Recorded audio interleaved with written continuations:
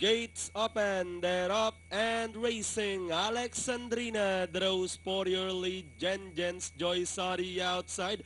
Queen Star is running by the rail third, followed by Ready to Rumble. Then comes Classical Jade. Next in line, Bianca's Fantasy and Dottie outside, expecting Caitlin.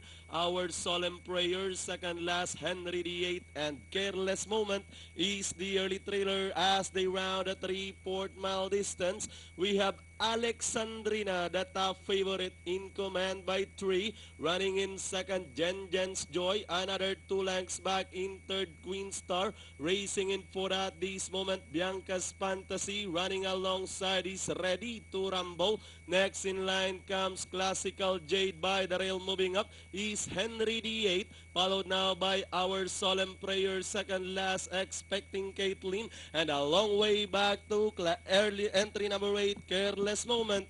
Heading towards the last 600, it's still Alexandrina by our length and a half. Running in second, Jen's Joy. Queen Star moving up by the rail as they turn to the last 450. Alexandrina moving up now. In between runners is Queen Star. Jen's Joy Sari outside, running by the rail is Bianca's Fantasy. With the last 200 meters more to run, Queen Star from the outside takes the lead over Alexandrina in second. Bianca's Fantasy is by the rail, moving up. Our Solemn Prayer, Henry VIII.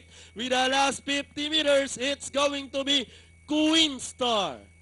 Alexandrina Ready to Rumble. Then comes Henry VIII, Our Solemn Prayer for your Pentapecta.